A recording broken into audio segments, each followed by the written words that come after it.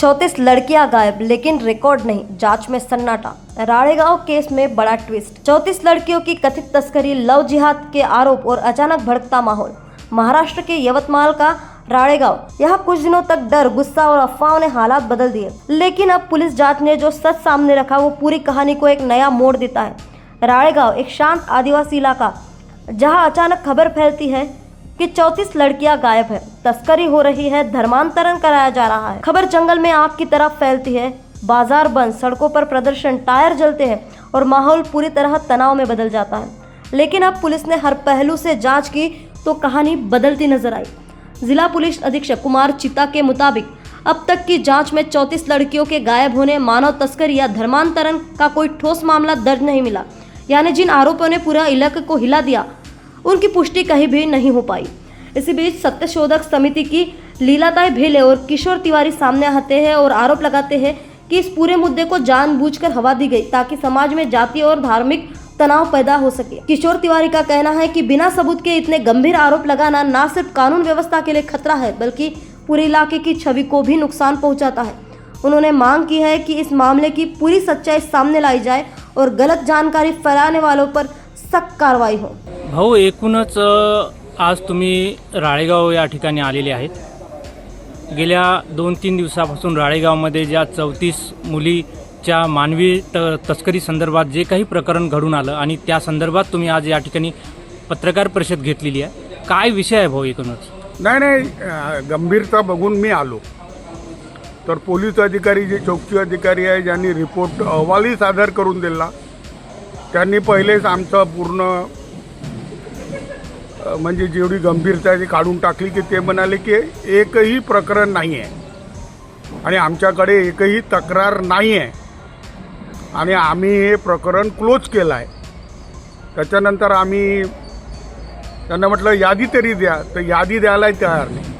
आम्ही ज्यांनी हे प्रकरण उचललं त्या लोकांनाही विचारलं की बा आम्हाला नावं द्या, आम्ही त्या कुटुंबांना भेटतो। तर कुटुंब आम्ही दिवसभर फिरून पाहिले पण आम्हाला भेटले नाही। मग ज्याला आरोपी केला आहे त्याच्या घरी आम्ही गेलो, त्याची आर्थिक परिस्थिती पाहिली, त्यांच्या घराचे पाहिले, त्याच्या आईला कॅन्सर होऊन आहे, पण पोलिसांनी कोणालाही आरोपी केलेला नाही, कोणावरही आरोप केलेला नाही।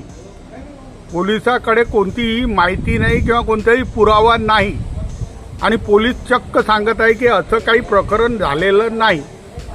अशा परिस्थितीमध्ये एवढ्या मोठ्या प्रमाणात जर प्रकरण गाजत आहे तर आता भाजपची जबाबदारी आहे की त्यांनी त्यांच्या सरकारला सांगावं की तुमचे अधिकारी चौकशी बरोबर करत नाही आहे।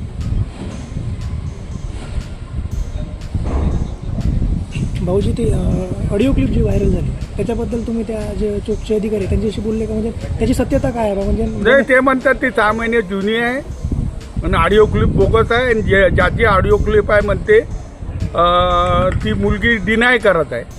पण एकूणच आता तुम्ही या प्रकरणाकडे तुम्हाला काय वाटते? काय प्रकरण राजकीय वाटते, स्टंटबाजी वाटते आणि गंभीरता कमी झाली आहे या सगळ्या प्रकरणामुळं। मी सरकारला म्हणेन की तुम्ही गांभीर्याने घ्या। तुमचेच पदाधिकारी आरोप लावत असल्यामुळे त्यांना तुम्ही गंभीरतेने बोलावून चौकशी करा। नावं सांगत असतील तर त्या घरापर्यंत पोचा। 34 काय, एकही मुलगी जर विकल्या गेली असेल तर ती फार गंभीर बाब आहे। याला महाराष्ट्राचे मुख्यमंत्री आणि गृहमंत्री देवेंद्र फडणवीस जबाबदार राहतील। तस्करी प्रकरणामध्ये मुलींच्या, बालिकांच्या बातमी वाचली आणि अत्यंत गांभीर्याने या गावाला आम्ही भेट दिलेली आहे। आम्हाला पीडितांची भेट घ्यायची होती, DYSP साहेबांची भेट घेतली आणि ज्यांच्यावर ॲक्शन झाली त्यांचीही भेट घेतली आणि ज्या पीडित मुली आहेत त्यांच्यापैकी कोणाचंही एकाचंही नाव आमच्यासमोर आलेलं नाही। तर प्रश्न असा निर्माण होतो की एवढी मोठी प्रसिद्धी या घटनेने राळेगावला दिली, बदनामीकारक, हे फार गंभीर आहे। सामाजिक स्वास्थ्य धोक्यात आणणारी ही घटना आहे आणि पत्रकारांनी तरी का बरं ह्या अशा बातम्या शहानिशा न करता छापाव्यात, हाही प्रश्न आमच्यासमोर आहे. आणि ज्यांनी कोणी हे पाऊल उचललेलं असेल त्याच्यावर प्रशासनाने कुठली कारवाई केली, हा प्रश्न आम्ही या मीटिंगमध्ये, या चर्चेमध्ये, पत्रकार परिषदेमध्ये मांडला. मुख्य म्हणजे ही पत्रकार परिषद किशोरभाऊ तिवारी यांच्या माध्यमातून या ठिकाणी आयोजित केली गेली. ते स्वतः काल आले, अंकित नैताम स्वतः काल आले. आदिवासींची बदनामी होत आहे हे त्यांनी कबुली दिली आणि सत्य का आहे तपासण्यासाठी आम्ही या गावामध्ये प्रवेश केला. आणि पोलीस विभागाकडूनही आम्हाला समाधानकारक उत्तरं मिळाली नाही. काहीच झालेलं नाही, कोणाचीही तक्रार नाही, कुठल्याच पालकांचीही तक्रार नाही, अशा बातम्या आम्हाला मिळाल्या. जागोजागी जाऊन आम्ही अशी वार्ता घेतली. माझ्यासोबत माझ्या काउन्सिलर करुणा मेश्राम ह्या आहेत, सुमेघ बेले हे देखील या प्रकरणामध्ये आमच्यासोबत आलेले आहेत. आणि राळेगावचं नाव इतकं उच्च पातळीवर होतं आणि देशामध्ये एवढी सगळी गडबड चाललेली असताना, स्त्रियांच्या संदर्भामध्ये अश्लील अशा स्वरूपाचे कामं चाललेले असताना राळेगावचं त्याच्यामध्ये नाव यावं, यामुळं आम्ही अधिक व्यथित झालो होतो. तर ही पत्रकार परिषद, आपल्या संघटनेचं नाव आणि आपले पद मॅडम थोडं सांगा. मी स्वतः प्राध्यापक डॉक्टर लीला भेले, बाबासाहेब देशमुख कार्यकर महाविद्यालयामध्ये 45 वर्ष प्राध्यापक राहिले. अमरावती विद्यापीठाची सिनेट सदस्य राहिले. माझं स्वतःचं काउन्सिलिंग सेंटर आहे, ज्याच्यामध्ये 2500 केसेस आजच्या घडीला झालेल्या आहेत. नालंदा अकादमी आहे, निःशुल्क गोरगरिबांची मुलं, ग्रामीण भागातली मुलं ही तिथे निःशुल्क अभ्यास करायला येतात. त्यांचं संपूर्ण इन्फ्रास्ट्रक्चर, त्यांचं पूर्ण खर्च असा आम्ही त्या ठिकाणी करतो. माझी स्वतःची शाळा आहे, कॉलेज आहे, सावित्रीबाई फुले विद्यालय आणि ज्युनियर कॉलेज. स्लम एरियामध्ये 20 बालवाड्या आहेत निःशुल्क. आणि 25 वर्षापासून योगाचे वर्ग. यवतमाळ से मिलिंद धनविजय की खबर.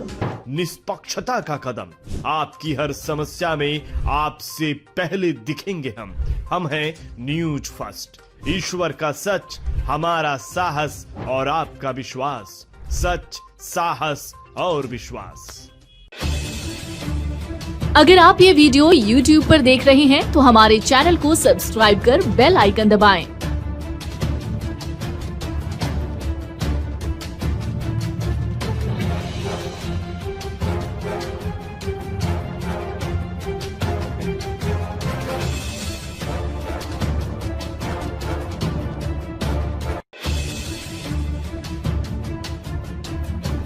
और Facebook पर देख रहे हैं तो हमारे पेज को लाइक करें.